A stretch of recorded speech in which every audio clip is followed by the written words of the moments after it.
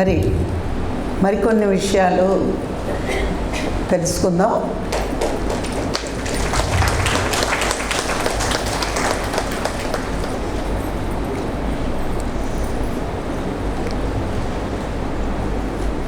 మనం సాధనకు వచ్చి సాధనలో ఎదగాలి, ఇంకా ఎలా ఎదగాలి అనే తపన ఉన్నా ఎలా ఎదుగుతాం, ఎదగలేకపోవడానికి కారణం ఏంటి? ఈ రెండు విషయాలు ఎప్పుడు తెలుసుకుంటూనే ఉండాలి. ఒకటి, గురుకృప కంటే ముందు పరమాత్మ కృప మనకు ఉండాలి. గురువు వర్తమానం చూస్తే పరమాత్మ మన జన్మ పరంపర చూస్తాడు. వర్తమానంలో తన దగ్గరికి వచ్చిన శిష్యుడికి బోధించగలడే కానీ శిష్యుడి యొక్క జన్మ పరంపరలన్నీ కూడా ఏ గురువు కష్టపడి వాళ్ళ భవిష్యత్తును కానీ వాళ్ళ వెనకటి జన్మలు కానీ ఏ గురువు చూడడు.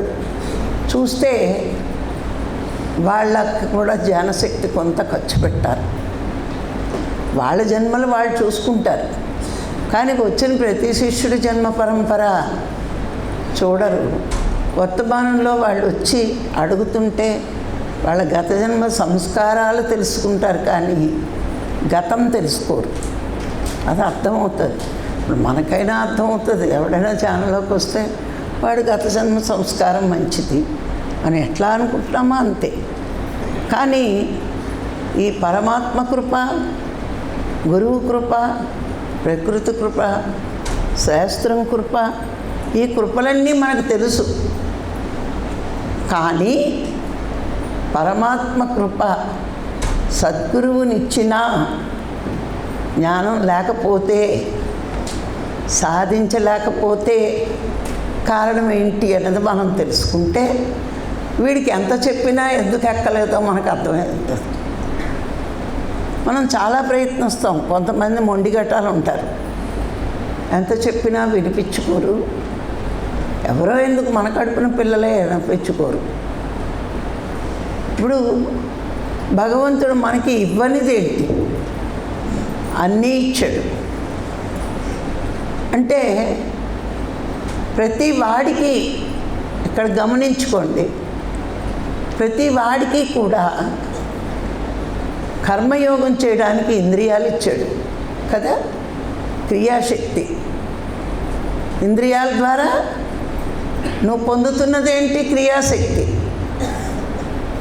బుద్ధి ద్వారా జ్ఞానశక్తి, మనసు ద్వారా సంకల్పశక్తి, శ్వాస ద్వారా ప్రాణశక్తి, ఆత్మ ద్వారా నీ సర్వశక్తులు ఆత్మకే, ఆత్మ ద్వారానే పొందుతున్నావు. అది భేదవాడు కానీ గొప్పవాడు కానీ ఈ అన్ని శక్తులు సమానంగానే ఉంటాయి. అవునా? గొప్పవాడికి ఒక రకంగా, భేదవాడికి ఒక రకంగా ఈ శక్తులు ఉండవు. ఇంద్రియాల ద్వారా చేసే శక్తిని క్రియాశక్తి అంటారు. మనసుతో చేసే సాధించే దాన్ని సంకల్పశక్తి అంటారు. బుద్ధితో గ్రహించే దాన్ని జ్ఞానశక్తి అంటారు. శ్వాస ద్వారా గ్రహించే శక్తిని ప్రాణశక్తి అంటారు. ఆత్మ ద్వారా సాధిస్తున్నది సంకల్పం. మొత్తం అన్నిటికీ శక్తినిచ్చేది ఆత్మే. ఇన్ని శక్తులు పొందడానికి కారణం ఆత్మ వల్లే. ఇవి అందరికీ సమానంగానే ఇస్తాడు భగవంతుడు. పంచభూతాల్ని ఎలా సమానంగా ఇచ్చాడో ఇవన్నీ కూడా సమానంగానే ఇచ్చాడు అందరికీ. అవునా? అయినా వీళ్ళకి ఆ గురుకృప ఎందుకు ఉండదు? ఇన్ని ఇస్తున్నా ఈ గురుకృప ఎందుకు పొందలేకపోతున్నారు అంటే, గురువు చెప్పినప్పటికీ వాడి గత జన్మ సంస్కారమే గురువు మాటని పెడచెవిని పెడతాడు. ఇప్పుడు చూడండి, పత్రికారు మొన్న వెల్లుల్లిపాయ తినొద్దన్నారు. ఇందులో 300 మంది ఈ సొసైటీలో తింటూనే ఉన్నారు. మరి ఆయన మనకు బుద్ధి లేక చెప్పాడా?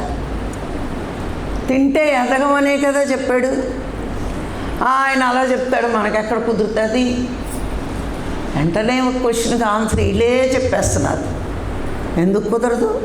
పత్రికారికి సాధ్యమైంది, మనకి సాధ్యమైంది, మిగతా జంతువుకి ఎందుకు సాధ్యం లేదు? అంటే గురువు మాట మీద గురి లేదు. అంటే నీ గత జన్మ సంస్కారం అంత చండాలంగా ఉంది. గురువు వచ్చినా గురువు మాటలకు విలువ ఇవ్వలేకపోవడం, ఆచరించలేకపోవడం, ఆచరణలో పెట్టుకోలేకపోవడానికి కారణం ఏంటంటే వాడి గత జన్మ చరిత్ర అంత చండాలంగా ఉన్నట్లే. మనసా వాచా కర్మణ గురువుని భగవంతుడిగా నమ్మట్లేదు. నమ్మి ఉంటే ఆయన మాటలు వేదవాక్కుగా నువ్వు స్వీకరించేవాడు. మరి ఇలాంటి వాడి మీద పరమాత్మ కృప ఎందుకు ఉంటుంది?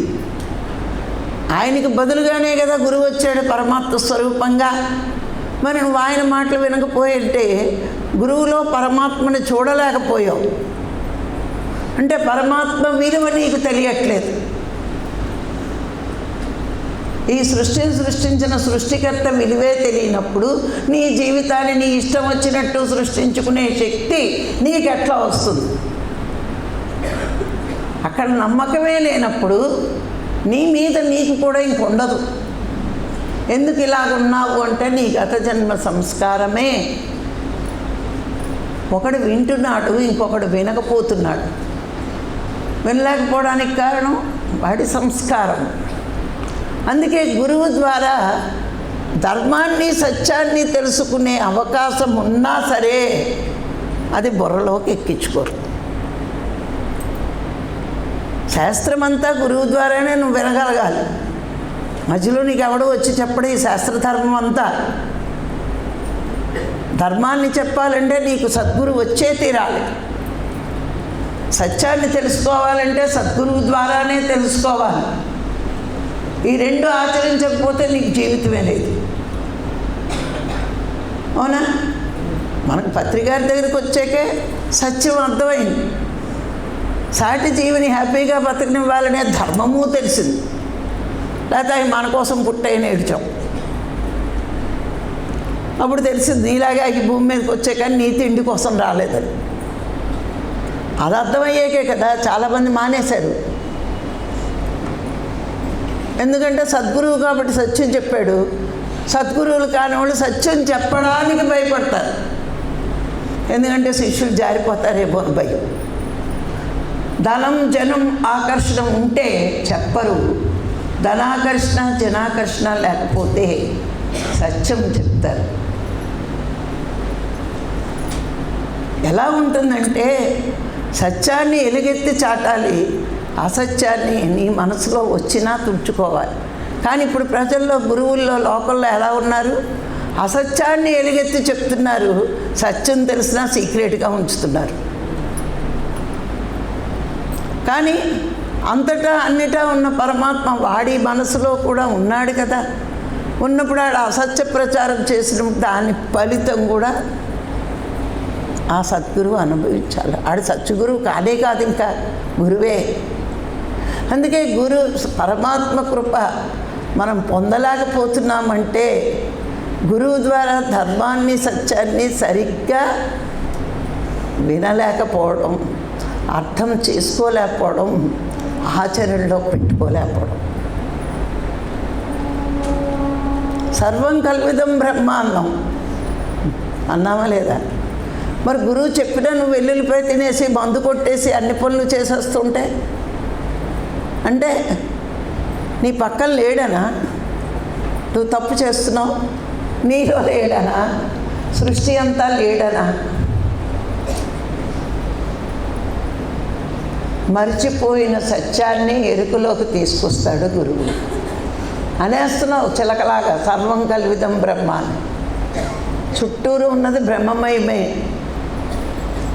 కానీ అది అనడానికి కాదు, ఆచరణలో పెట్టుకోవడానికి.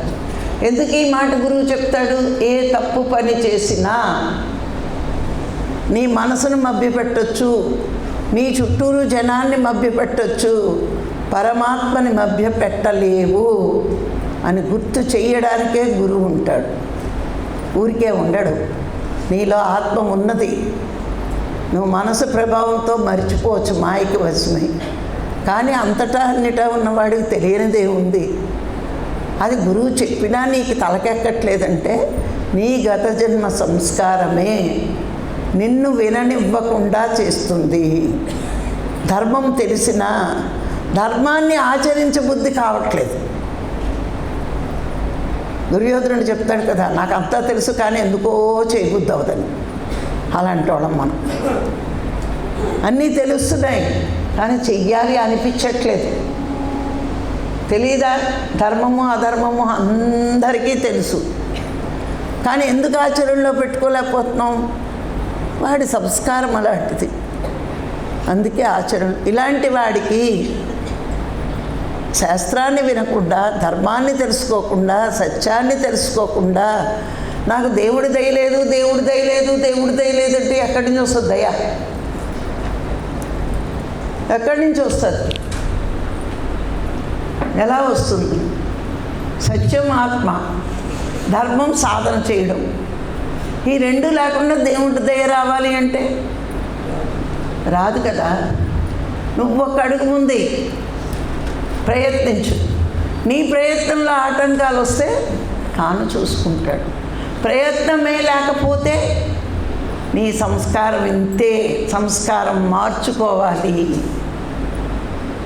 ఒకే గురువు దగ్గరికి వెళ్తారు అందరూ. ఒకడు ముందుకెళ్ళిపోతూ ఉంటాడు, ఒకడు ఎక్కడికోగలి అక్కడేలా ఉన్నాడు. ఎందుకున్నాడు? ఇద్దరికీ ఒకటే బోధ చేశాడు కదా.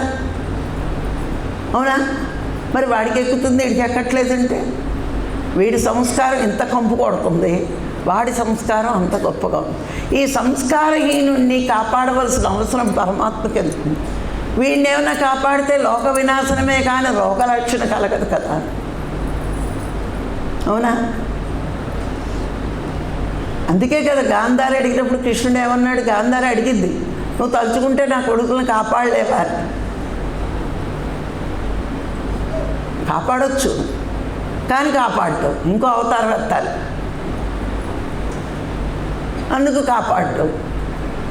మరి ఎన్నిసార్లు కాపాడుకున్నాడు? యుద్ధం చెయ్యనని ప్రతిజ్ఞ చేసిన కృష్ణుడే అర్జునుడి మీద బాణం పడితే రథచక్రాన్ని పట్టుకుని వెళ్ళిపోయాడు మాట తప్పినట్టు. అప్పుడు భీష్ముడు అంటాడు కదా, ఓ మాట తప్పావు, రా నా మీదకి నీ చేతిలో చస్తానన్నాడు. అప్పుడు వదిలేడు. అంటే తనని ఆశ్రయించిన వాడికి ఎంత ముందుంటాడో పరమాత్మ. సృష్టికి వ్యతిరేకంగా ఉన్నవాడి పట్ల అంత నిర్దయుడిగా ఉంటాడు ఆయన భగవంతుడు. సృష్టికి వ్యతిరేకమైన కార్యకలాపాలు చేస్తే పరమాత్మ కృప ఉండదు. ఇది మనం అర్థం చేసుకోవాలి. అందుకే పత్రిసారి ఏమన్నారు? మానవుల ఆహారం మాంసాహారం కాదు, శాకాహారం. అది సృష్టి విరుద్ధం. తెలియక పెద్దలు ఎవరో అలవాటు చేశారని ప్రతివాడు మాంసాహారం బలమైన ఆహారం అనుకుని తిన్నారు. అది సృష్టి విరుద్ధం. మన సంస్కారం ఏమైంది? గురువు మాట వినాలి అనిపించింది, కానీ ఆయనంత ధైర్యం మనకి ఇంకా గట్టిగా లేదు. అందుకే మనం ఏం చేస్తాం? ముందు ధ్యానం చెప్పేద్దాం, మెల్లిగా ఆడేమంటాడు, వీళ్ళే చెప్పేస్తారు. చాలామంది మాస్టర్స్ వెళ్తున్నారు కానీ అంత గట్టిగా చెప్పరు, భయం. ఎందుకంటే వచ్చిన 25 మందిలో 5 మంది మిగిలి 20 మంది పారిపోతారని. చాలామంది ఆయన చెప్పిన ఆరోగ్య సూత్రాలన్నీ ఎంతమంది చెప్తున్నారు? ఇక్కడ ఉన్నాకే ఆహారంలో ఎంత శ్రద్ధగా ఎంత జాగ్రత్తగా తీసుకోవాలో ఈ భీమవరం వస్తే కానీ ప్రతి వాడికి తెలియదు. ఇది నేను చాలా గర్వంగా చెప్తాను. ఇక్కడికి వచ్చిన వాడే వెల్లుల్లి ముట్టుకోడు, నిలవ పదార్థాలు తినడు. అన్ని జాగ్రత్తలు తీసుకున్నారు కాబట్టి ఈరోజు రాఘవరావు గారి శిష్యులు 60-70 మంది వెళ్ళి క్లాసులు సత్యాన్ని వెలుగెత్తి చాటుతున్నారు. వీళ్ళు ఎందుకు సత్యాన్ని నిర్భయంగా చెప్పగలుగుతున్నారంటే ఆహార నియమం పాటించి మనసును ప్యూరిటీ చేసుకున్నారు వాళ్ళు. అది ఇంప్యూర్ అవ్వకుండా కాపాడుకుంటున్నారు. ఎప్పుడైతే అవి తింటామో, గురువు వద్ద ఆహారాన్ని మనం తింటామో అది విషంతో సమానమే. మనసు చెంచలావస్థలోంచి ఇంకా వదలదు. రజోగుణం బలిసిపోయి ఉంటాం. ఉన్నప్పుడు ఏమవుతుంది? మనసు చంచలావస్థలో ఉంటుంది. ఆ చంచలావస్థలో ఉన్నప్పుడు తప్పుకు ప్రాధాన్యత ఎక్కువిస్తుంది. ఒకసారి తింటే తప్పేటి, ఒకసారి తింటే తప్పేటి, ఒకసారి తింటే తప్పేటి, తప్పేటి తప్పేటి తప్పేటి అనుకుంటే తప్పదు తింటాం. తప్పేమిటి అని నువ్వు క్వశ్చన్ వేసావంటే నువ్వు తినడం తప్పదు. నీ మాట తినే వరకు అదే అంటుంది మనసు. తప్పేంటి? ఒకసారి తింటే, ఓసారి మాంసాహారం పాత్రలో తింటే తప్పేంటి? ఇలాగే సమర్థించుకుంటూ పోతే నువ్వు తప్పుడు మనిషివై తప్పదు నీకు ఆ తిండి. అందుకని ఎందుకు పరమాత్మ కృప నా మీద లేదు, ఎందుకు నేను ఇట్లా ఉంటున్నాను అని మనం అనుకుంటే, నా గత జన్మ సంస్కారం ఇంత తీవ్రంగా ఉంది, ఈ సంస్కారాన్ని మార్చే శక్తి సాధనకే ఉంది, కానీ నేను అనుకుంటే నా సంస్కారం మారదు. అందుకే శంకరాచార్యులు అంటారు, కోరికనైనా నిగ్రహించుకోవచ్చు, కానీ మన సంస్కారాలు వదులుకోవడానికి సాధన చాలా ఎక్కువ అవసరం. ఎక్కువ అవసరం మనకి. ఎందుకు అంత సాధన సాధన సాధన అంటూ ఉండడం కారణం ఏంటంటే, ఎవరి సంస్కారం ఎంత బలుగ్గా ఉందో ఎవరికీ తెలియదు. అందుకు చెయ్యాల్సిందే, సాధించాల్సిందే. అందరూ ఆశతోనే ఉంటారు, ఏదో సాధిద్దాం. ఎందుకు సాధించలేకపోతున్నారు అంటే ఆ సంస్కారం అట్లా ఉంది కాబట్టి దాన్ని మార్చుకునే శక్తి సాధనకే ఉంది. నీ ప్రయత్నం ఎంత గట్టిగా ఉంటుందో ఆ పరమాత్మ నీ చేయూతనివ్వడానికి అంత గట్టిగా ప్రయత్నిస్తూనే ఉంటాడు. పత్రిగారు లాంటి గురువుని ఇచ్చాడంటే చాలదా అండి? చాలామందిని మాయకు వసూలు చేసి పత్రిగారికి దూరంగా ఉంటారు. మనకు నచ్చిన ఆయన వాళ్ళకెందుకు నచ్చట్లేదు అంటే వీళ్ళకి మాయలో పడ్డారు. మనకు మాయ వదిలింది, సత్యం అర్థమవుతుంది. మాయ ఉన్నవాడికి ఆయన తిడతాడు, కొడతాడు, ఇవి బాగా కనిపిస్తాయి. అమ్మాయిల భుజాల మీద చెయ్యేస్తాడు, ఇవి బాగా కనిపిస్తాయి మాయలో ఉన్నవాడికి.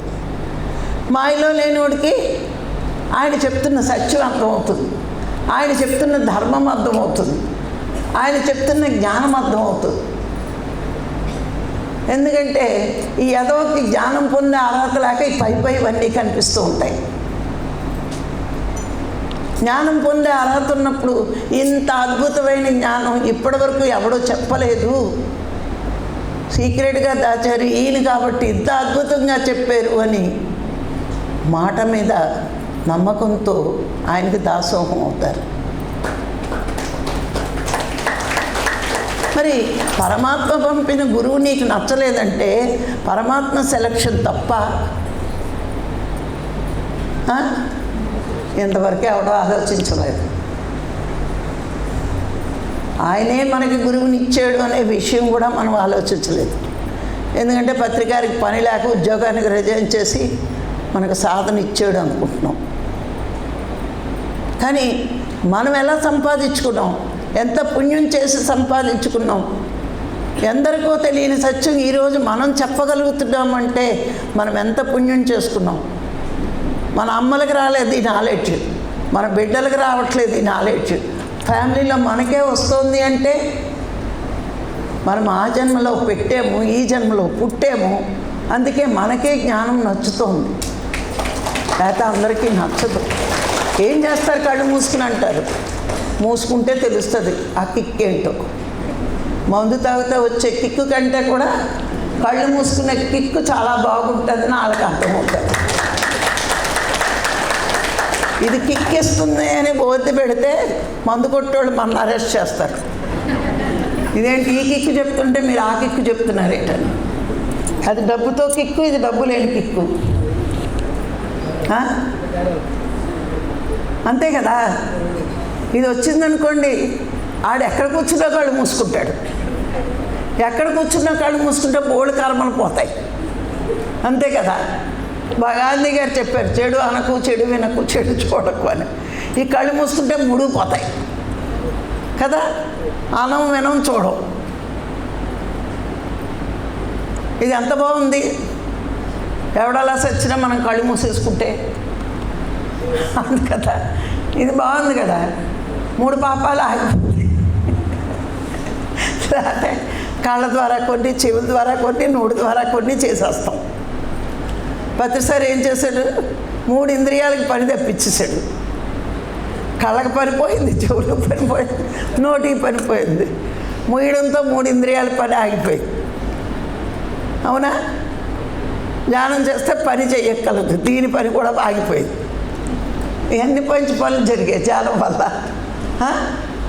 సత్యం తెలిసింది, ధర్మాన్ని ఆచరించడము తెలిసింది.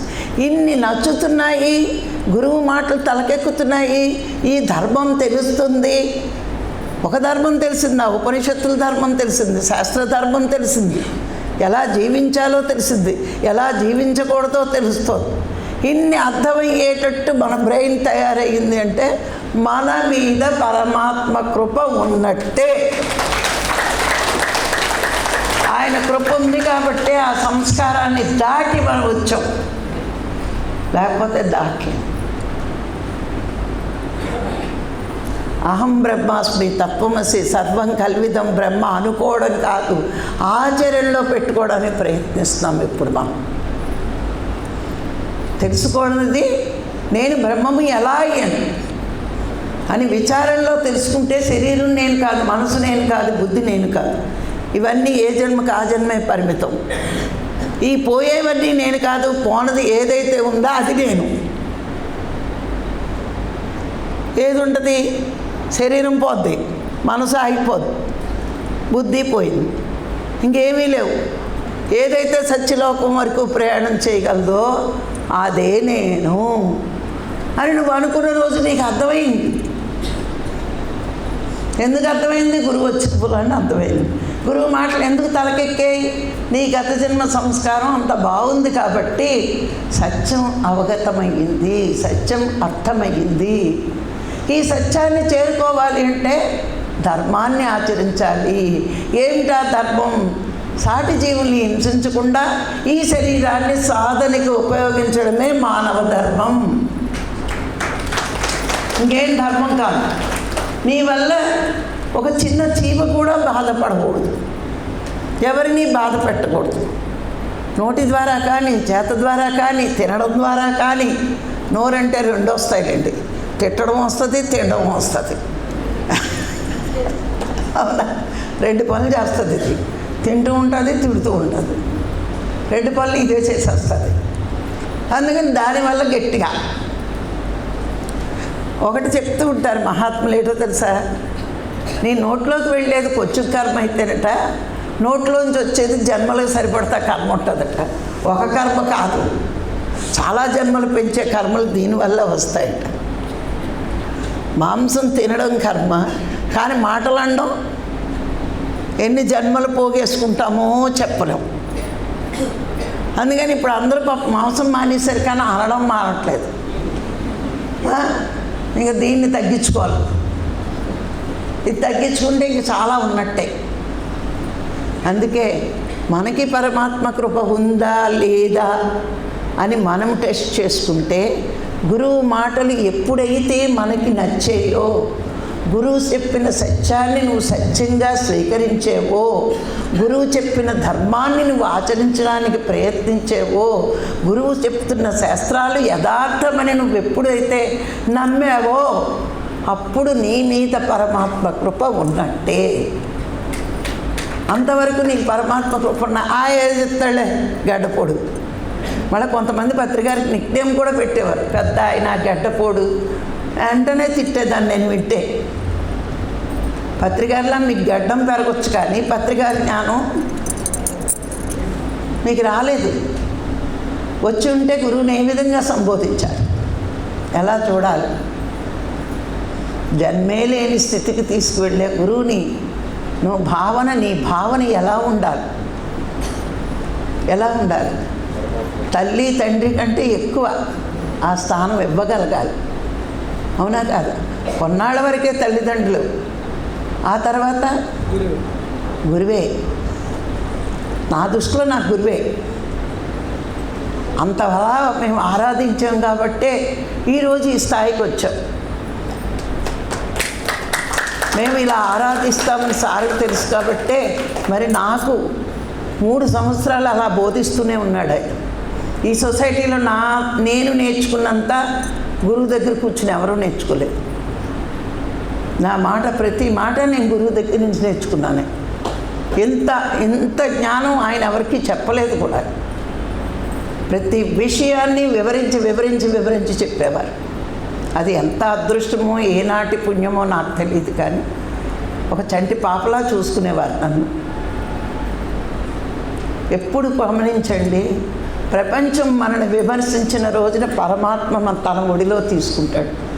గురువుని పంపి ప్రపంచం విమర్శిస్తుంది మనని, కానీ గురువు విమర్శించడు మనని. మనకు డబ్బు ఉందా, కారులో తిరుగుతున్నామా, మేళ్ళలో తిరుగుతున్నామా, అందంగా ఉన్నామా, అందంగా లేమా, గురువు అవి చూడడు. మన జ్ఞానం పొందడానికి ఉత్సాహం ఉందా లేదా అది ఒక్కటే చూసుకుంటాడు ఆయన. అది మనం ఉత్సాహం చూపించామనుకోండి, ఆయన చెప్తుంటే మనకు ఆవలింతలు వచ్చాయనుకోండి, ఏమున్నట్టు, నిద్ర ఉన్నట్టు, అంతే కదా. నీకు ఆవలింత వచ్చిందంటే ఏంటంతో అంటే బుర్రలోకి ఒక్క ముక్క ఎక్కట్లేదని. వాళ్ళని ప్రతి నిమిషము స్కాన్ చేస్తూ ఉంటాడు గురువు. ఎందుకంటే నేను చెప్పే వాక్యాలు వింటున్నామా వినట్లేదా, ఇది గురువు తెలిసిపోతుంది మన శ్రద్ధ. అందుకని పరమాత్మ కృప మన మీద ఉందనడానికి కారణం గురువు చెప్పిన మార్గం నచ్చడమే. సింపుల్గా ఒక మాటలో చెప్పుకోవాలంటే, ఇక గురువు యొక్క కృప, ఈ గురువు యొక్క కృప యథార్థమని నమ్మాము, కానీ ఎంతవరకు ఆచరణలో పెడుతున్నాం? ఆచరణలో పెట్టిందే గురువు చూస్తాడు. ఎంతవరకు పెడుతున్నాం మనం? నమ్మకం వల్ల పరమాత్మ కృప అయితే, ఆచరణ వల్ల గురువు కృప వస్తుంది. వినడం కాదు చిలకలాగా, మనం ఆచరణలో పెట్టుకోవాలి. ఎంతవరకు పెడుతున్నావు నువ్వు ఆచరణలో? నీ ఆచరణే చూస్తాడు గురువు. నువ్వెంత విన్నవు కాదు. 100 మాటలు వినొచ్చు, ఒకటైనా నువ్వు ఆచరణలో పెడుతున్నావా? నీ ఆచరణను బట్టే నీ శక్తి, నీ సమర్థత లెక్కేస్తాడు ఆయన. ఆచరణలో పెట్టుకోకుండా అన్నీ వింటూ ఉంటే మన వల్ల ఈ విశ్వానికి వేసమెత్తు సహాయం దొరకనట్టే. నువ్వు ఆచరణలో పెట్టుకున్నప్పుడు ఓహో వీడు విశ్వానికి ఉపయోగపడతాడు అనే నమ్మకం గురువు కలుగుతుంది. ఆచరణలో లేకపోతే వీడు నేను చెప్పినా వేస్ట్గా అడిగాడు అనుకుంటాడు. అంతే కదా. ఇప్పుడు గురువు మనకు ఒక జ్ఞానాన్ని ఇచ్చినప్పుడు మన జీవితంలో ఆయన ఇచ్చింది నేను పుచ్చుకున్నాను కాబట్టి నేను కూడా విశ్వానికి ఇచ్చేయాలి. ఇవ్వకపోతే విశ్వానికి బాకీ పడిపోతావు. అంతే కదా. ఆయన దగ్గర నుంచి సంపాదించిన డబ్బు బీరువాలో దాచేసాను ఖర్చు లేకుండా, నిరుపయోగం. అలాగే ఆయన ఇచ్చిన జ్ఞానాన్ని నువ్వు విశ్వానికి ఇవ్వకపోతే, ఆయనలా ఉండకపోతే నువ్వు గురువుకి ఏం ఇచ్చినట్టు? ఆయన ఆశయం ఇవ్వమనే కదా చెప్తుంటా. ఆయన చూసి అదే కదా నేర్చుకోవాలి మనం. అది నేర్చుకోకపోతే, ఆచరణలో పెట్టుకోకపోతే, ఇప్పుడు గమనించండి, ఎవరికైనా మనం చెప్తున్నాము అంటే అది ఆచరణలో పెట్టిన మాటలే అక్కడ సక్సెస్ అవుతాయి. ఆచరణలో పెట్టకుండా ఏ మాట చెప్పినా అవతల వాడికి నమ్మకం కుదరదు. మనం నమ్మాలి అంటే మనం ముందు ఆచరణలో పెట్టుకుంటేనే మన మాట ఎదుటివాడు వినగలిగే అంత ఓపికగా ఉంటాడు. ఏదీ లేకుండా మనం చెప్తే వీడు చెప్తాడు డబ్బా కాసులో, వీడు చేసేది ఏంటి? నీ నిన్ను ధ్యానం చేయమని నేను పూజ గదిలోకి వెళ్ళి కూర్చుని పూజలు చేస్తూ ఉంటే మన మాట ఎవడింటాడు? మనం ఊరికే క్లాసులో కూర్చుని ధ్యానం గొప్పది, ధ్యానం గొప్పది, పూజ కంటే గొప్పది అని చెప్పి నేను ఇంటికి వచ్చి డింగ్ డింగ్ డింగ్ అని గంట వాయిస్తే మాటకు విలువ ఉంటుందా? ఉండదు కదా. ఎప్పుడు విలువ ఉంటుంది? నేను పూజ మాని ధ్యానం చేస్తూ ఇది గొప్పది అని నా అనుభవంలో నేర్చుకున్నది నేను చెప్తే కరెక్ట్, ఈవిడ అనుభవం ఇంత ఉంది కాబట్టి చెప్తుంది. ఆవిడ గురువుగారి మాటల వల్ల పూజే వదిలి ధ్యానంలో కూర్చుంటుంది. ప్రజలు చూసేది మన ఆచరణ, మన పలుకులు కాదు, మన వాక్కులు కాదు, మన ఆచరణ. ప్రజలు గమనించేదే అది. మీరు చూడండి, ఎక్కడికైనా మనం గమనించేది ఏంటి అంటే ప్రజలు మన ప్రవర్తనని గమనిస్తారు. ఆ గమనించేటప్పుడు మనం ఆచరించి చెప్పిన దాంట్లో పెర్ఫెక్ట్నెస్ ఉంటుంది. ఆచరించకుండా చెప్తే ఎక్కడో అక్కడ తప్పు దొరుకుతుంది మనకి. అవునా? దొరుకుతుందా లేదా? ఎందుకు దొరుకుతాం? చాలా బాగా దొరుకుతాం. అందుకని ఎప్పుడు కూడా గురువు మన ఆచరణ చూస్తాడు. ఎప్పుడైతే మనం ఇంకా చెప్పేస్తూ ఉంటామో ఆచరిస్తూ ఇంకా నేర్పడానికి ప్రయత్నిస్తాడు. ఇంకా నేర్పుతూ ఉంటాడు, ఇంకా నేర్పుతూ ఉంటాడు మనకి.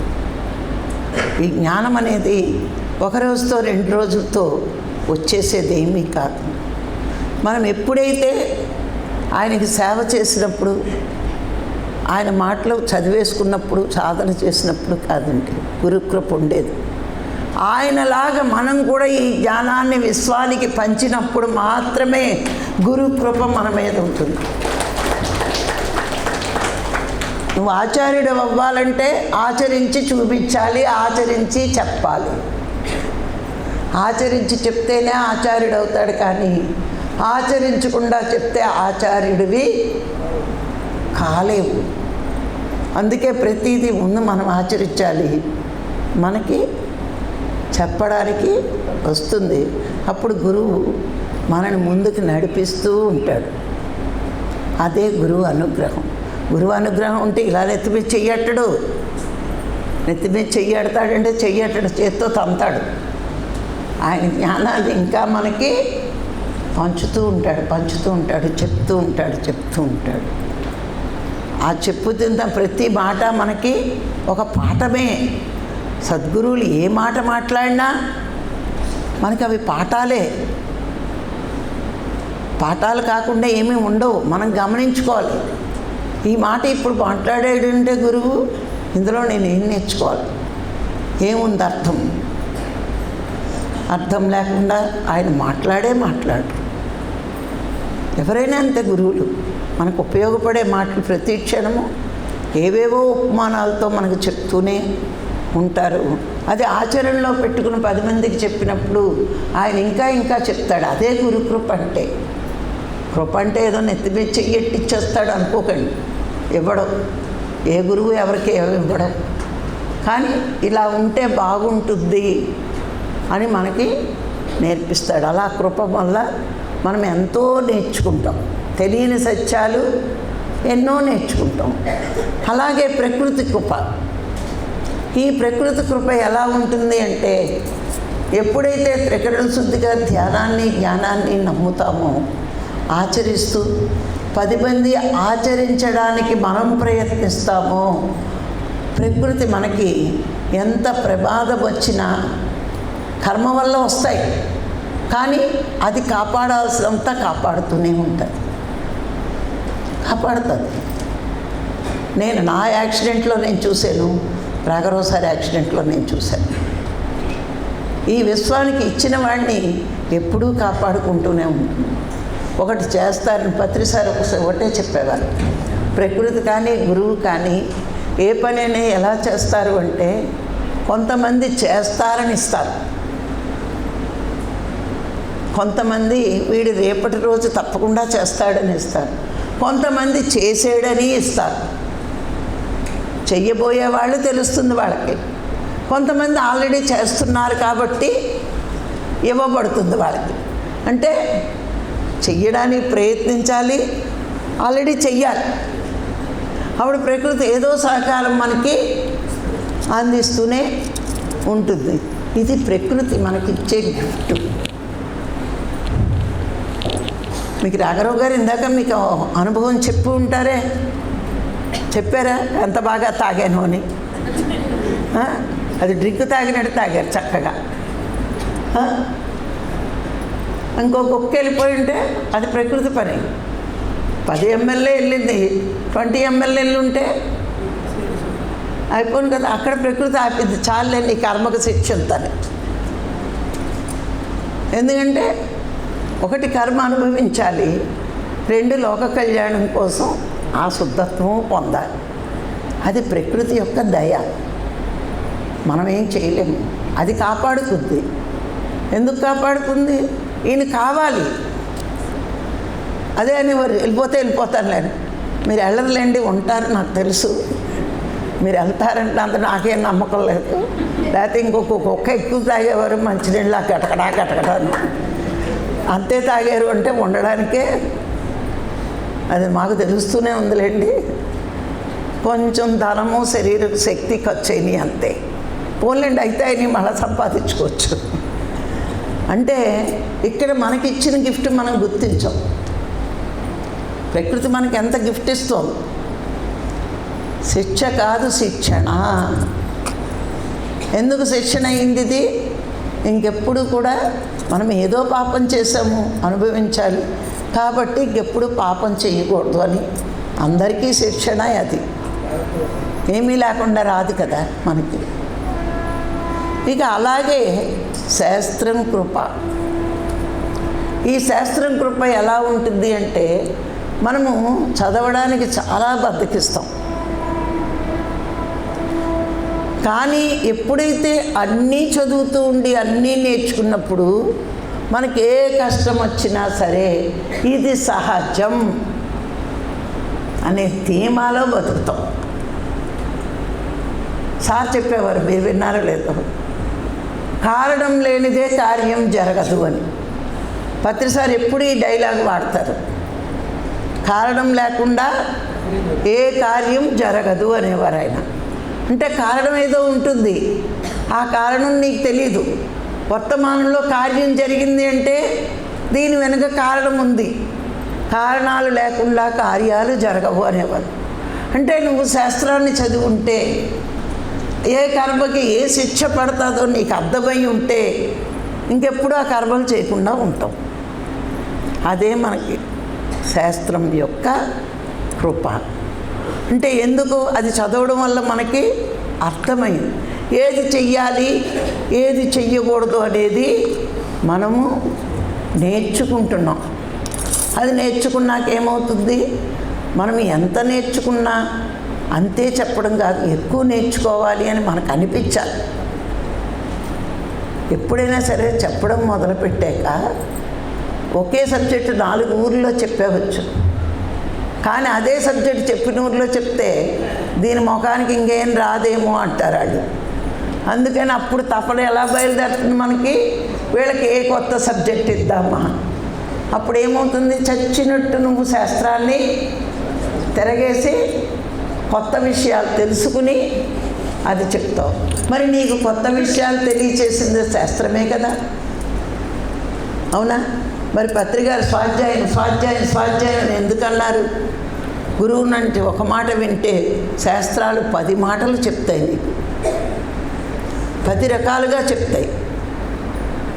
అందుకని మనం అన్నీ కూడా శాస్త్రం నేర్చుకుంటే, దానివల్ల ఎంతో జ్ఞానం పొందితే మనం ఇంకా ఎదగొచ్చు. అందుకే శాస్త్రం కృప కూడా సాధకుడి మీద ఉండాలి. చెప్పడం చాలా ఈజీ అండి, ఆచరణలో పెట్టుకోవడం చాలా కష్టం. కానీ వినగా వినగా వినగా ఖచ్చితంగా ఆచరణలో పెట్టుకోవాలనిపిస్తుంది, అవునా? ఇప్పుడు చూడండి, ఒక రాయిని మనం పగలగొట్టాలంటే 20 దెబ్బలు కొట్ట ఎరగని రాయి 21వ దెబ్బకి ఇరుగుతుంది. 18 కొట్టి ఆగిపోతే రాయి విరగదు, 21కి విరుగుతుంది. అలాగే మన మనసు మారలేదు, ఎందుకు లేని మానేస్తే నష్టపోయేది మనమే. మారే వరకు చేయాల్సిందే. అందుకే అభ్యాసము అభ్యాసము అభ్యాసము అంటూ ఉంటారు. ఎందుకంటే సాధనకి అభ్యాసం చాలా ముఖ్యం. ఎంత అభ్యాసం చేస్తామో, మనకి ఏ బాధ వచ్చినా, నడుము నొప్పి పెడుతున్నా కూర్చోలేకపోతున్నా, కాళ్ళు నొప్పి పెడుతున్నా కూర్చోలేకపోతున్నా, ఒళ్ళు తిమ్మిట్లు వస్తుంది కూర్చోలేకపోతున్నా, ఇలాంటి కారణాలు చాలామంది చెప్తారు. మేము ఓకే అనుకుంటానే చాలామంది మన కళ్ళు మించి చక్కగా బయట షికారులు చేస్తున్నారు. నేను అనుకుంటాను, ఇలా షికారులు చేసేవాళ్ళం ఇలా అని వెళ్తారు, ఇలా చూస్తారు. వీళ్ళు ఇలాగన్న వాళ్ళు ఇలాగెళ్ళాలి కానీ అటు ఎందుకు చూస్తున్నారు అంటే ఒంటికి రిలాక్సేషన్ అనమాట. అటు చూస్తే రిలాక్సేషను అంటే ఏమైంది, ఇంకా వీళ్ళకి విషయాసక్తి పోలేదు.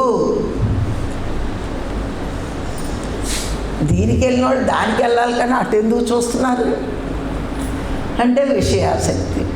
ఇంకా కళ్ళు వెతుకుతున్నాయి, చెవులు వెతుకుతున్నాయి, ఏంటి ఏంటి ఏంటి అని.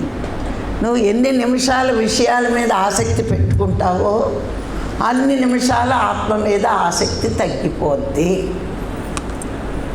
అంతే కదా. దానికి కేటాయించిన టైం దీనికి కేటాయిస్తే ఏమవుతుంది? నువ్వు ఆత్మ మీద ఆసక్తి తగ్గించుకుని మనసు మీద ఆసక్తిని పెంచుకుంటే ఈవేళ గోరంత అయింది, రేపు కొండంత ఆసక్తి వస్తుంది. అవును కదా. విత్తనమే మహావృక్షం అవడానికి ఛాన్స్ చాలా ఉంది. విత్తనం ఉన్నప్పుడే దాన్ని పట్టుకోకూడదు. అందుకని ఏదో ఒక్క విషయమే కదా అనుకుంటాం. మీరు ఏ పని మీద అడిగి బయటికి వెళ్ళారు, ఏ పని చేస్తున్నారు బయట కూర్చుని?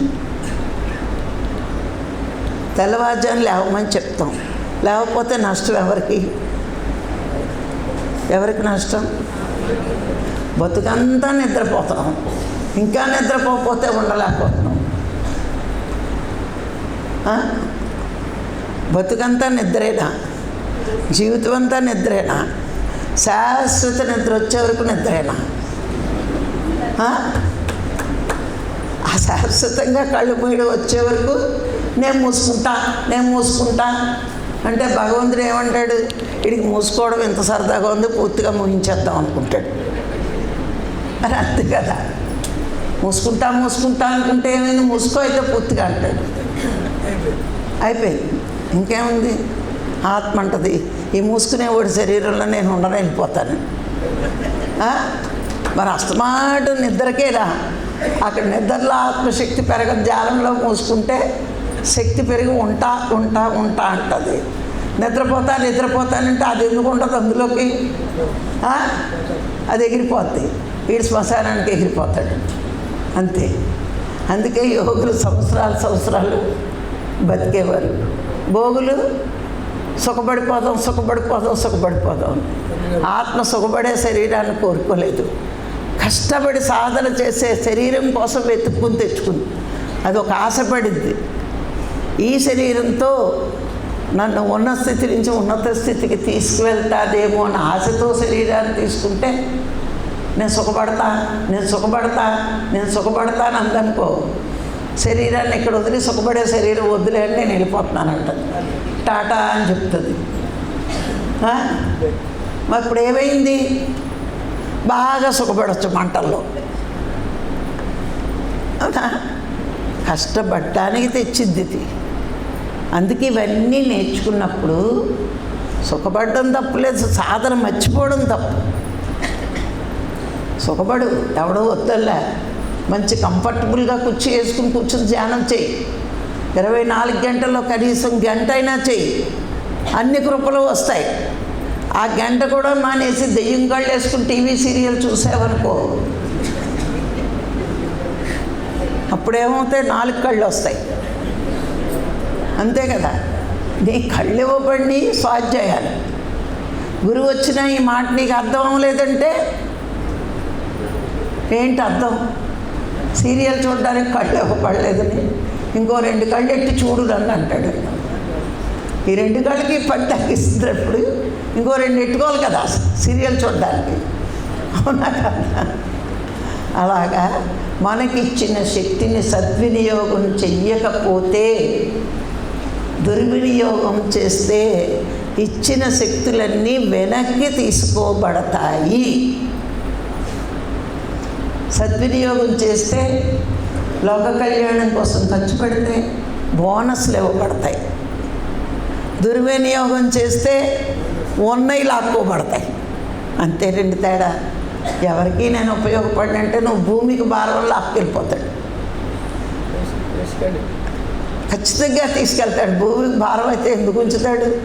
భూదేవి ఏడుస్తుంది కదా, ఈ భారం మొయ్యలేకపోతాను, ఇంకో అవతారం ఎప్పుడు ఎత్తుతామని. ఏ అవతారం ఎత్తక్కలా. కరోనా అవతారంతో వచ్చేసింది ఒకసారి. వచ్చేసిందా లేదా? భారం అంతా తగ్గించిందా లేదా? కొంతమందికి వార్నింగ్లు ఇచ్చింది, కొంతమందిని పదపదాలు. అవునా? కొంతమందికి ఒక హెచ్చరిక చేసి వెళ్ళింది, సరిగ్గా లేకపోతే మళ్ళీ వస్తానని. ఆ హెచ్చరిక వచ్చాక అప్పుడు మనకి తెలుస్తుంది, అయ్యబాబు చర్చలోగా ఎంత సాధన చేసుకోవాలో అంత చేసుకోవాలి. ఎప్పుడు వెళ్ళిపోతామో తెలీదు, మన పక్కనే కూర్చుంటుంది ఆవిడ అని. మళ్ళీ 2-3 ఏళ్ళు అయ్యాక ఎరుగు కోల్పోయారు అనుకోండి, ఇంకో రూపంలో వచ్చేస్తుంది. అది మనకంటా తెలివైనవాడు కదా, మనను సృష్టించిన వాడు. అవునా కాదా? అందుకని మనము రాలిపోయేలోగా మంచి సాధన చేసి మంచి జ్ఞానాన్ని పొందినప్పుడు అందరి కృపలు మన మీద ఉంటాయి. ప్రకృతి కృప, గురువు కృప, శాస్త్రం కృప, అన్ని కృపలు మన మీద ఉండాలి. ఉండేటట్టు చెయ్యడానికే ఈ జీవితం ఇవ్వబడింది. అర్థమైందండి? ఈ జీవితం ఎందుకు ఇవ్వబడింది అంటే సాధన చేసుకుంటామని తెచ్చుకున్నాం, గురువుని తెచ్చుకున్నాం, జ్ఞానం తెలుసుకున్నాం. దాంతో మనం ఎదగాల్సిందంతా మన ప్రయత్నం వల్లే. గురువు చెప్తాడు కానీ ప్రాక్టికల్ అంతా మనమే చేసుకోవాలి. ఇక్కడ ఏంటంటే కాలేజీలో థియరీకి ఎక్కువ మార్కులు ఉంటాయి. అవునా? థియరీకి 70 ఉంటాయి, ప్రాక్టికల్కి 30 ఉంటాయి. కానీ భగవంతుడి లాలో ఏంటో తెలుసా? ప్రాక్టికల్కి 80 ఉంటాయి, థియరీ క్లాస్ 20 చాలు. అందుకే చెవిటం అమ్మగారు ఏమన్నారు తెలుసా? అన్నం అంత సాధన చేయి, కూరంత జ్ఞానం విను అన్నారు. ఆవిడ ఏమన్నారు? కూరంత జ్ఞానం ఎంత చాలట, సాధన ఎంత చేయాలి? అన్నం అంత సాధన చెయ్యాలట.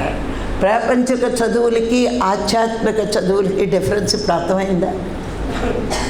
ప్రాపంచిక చదువుల్లో థియరీ ఎక్కువ ఉంటుంది, ప్రాక్టికల్ తక్కువ ఉంటుంది. కానీ ఆధ్యాత్మిక చదువులో థియరీ తక్కువ, ప్రాక్టికల్ ఎక్కువ. ఇక్కడ ఎంత ప్రాక్టీస్ చేస్తామో అంత పాస్ అవుతాం, సక్సెస్ అవుతుంది, అంత ఉన్నత స్థితికి మనం ఎదుగుతాం. అందుకే ఇక్కడ కావాల్సింది భగవంతుడు చూసేది నీ ప్రాక్టికలే. నువ్వు ప్రాక్టికల్గా ఎంత బాగా పెర్ఫెక్ట్గా ఉంటావో నీ ప్రాక్టికల్ నాలెడ్జ్ అంతా ఇక్కడ ఉపయోగించుకోండి. అందుకేనండి మనం ప్రతి వాళ్ళమే కూడా ఇంకా తెలుసుకోవాలనే తపన ఉంటే ఎదగడం చాలా ఈజీ. అప్పుడు నువ్వు పలకవు, నీ ఆత్మ నీ చేత పలికిస్తుంది నీ నోటి ద్వారా. మనం పలకడం కొన్నాళ్లే, వినడం ద్వారా, చదవడం ద్వారా కొంతమడికే పలుకుతాం. ఆత్మ నుంచి వచ్చే సంకేతం అనంతంగా మాట్లాడగలుగుతావు. ఆ అనంత శక్తి నీ సొంతం అయ్యే వరకు గురువు చెయ్యి పట్టుకుని ముందుకు వెళ్ళాలి. ఇప్పుడు చిన్నపిల్లవాడికి తండ్రి చెయ్యి అవసరం.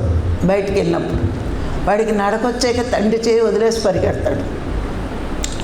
మనం కూడా ఆత్మ నుంచి నీకు ఆ జ్ఞానం అందే వరకు గురువు శాస్త్రం అవసరం. నీకు అందుతున్నప్పుడు నీ సాధనలో నువ్వు ఆ పైమెట్టు ఎక్కినప్పుడు అక్కడ అవసరం లేదు. ఇంకా గురువు నీ చెయ్యి పట్టుకోడు, శాస్త్రము అక్కర్లేదు.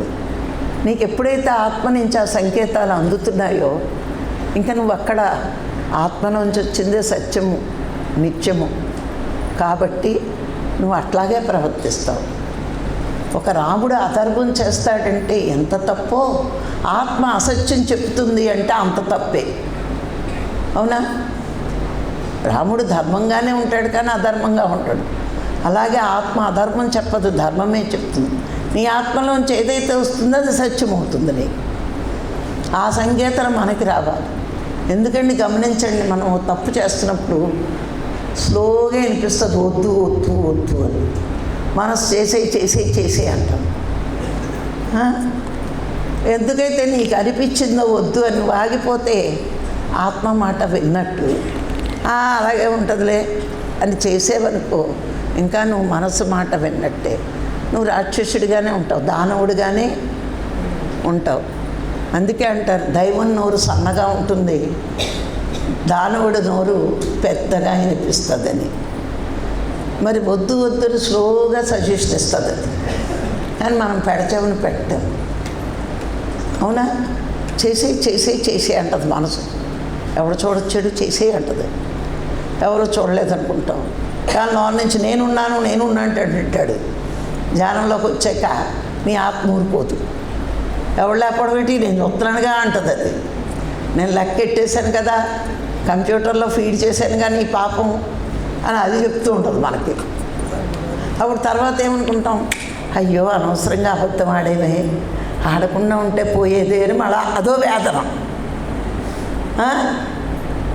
ఇంకొకటి 2 సార్లు చూస్తాం, ఎందుకు వచ్చింది అలా అలా అబద్ధం ఆడటం ఎందుకు, శాంతి కోల్పోవడం ఎందుకు, నిజం చెప్తే వదిలిపోయేది అని మనకే అనుభవం వస్తుంది. ఇంకా అది ఆత్మ ఊరుకోవట్లేదని తెలుస్తుంది. ఏదో ఒక్కసారి అబద్ధం ఆడితే మామూలుడికి బాగానే ఉంటుంది, మనలాంటి వాళ్ళకి మాత్రం లోన వేదన తొలుస్తూనే ఉంటుంది. ఎందుకు ఆడే అది ఊరుకోదు కదా. అందుకని ఈ వేదన భరించలేక నిజం ఒప్పేసుకుంటాం మనం. ఎప్పుడైతే నిజాయితీ మనలో పెరుగుతుందో ఆత్మ నుంచి సంకేతాలు పెద్ద స్వరంతో వస్తాయి. ముందు స్లోగా వస్తాయి, ఆ తర్వాత చెయ్యేనివ్వదు. దానివల్ల నష్టాలు కూడా వెంటనే కళ్ళకు కట్టేట్టు ఫోటో చూపిస్తుంది. అవునా? ఆ ఫోటో చూసాక ఇంకా అసలు చేయరెవరు. ఓకే, మరి అర్థమైందండి. కృప కలగాలి అంటే మనం ఎలా ఉండాలి అన్నది. Thank you.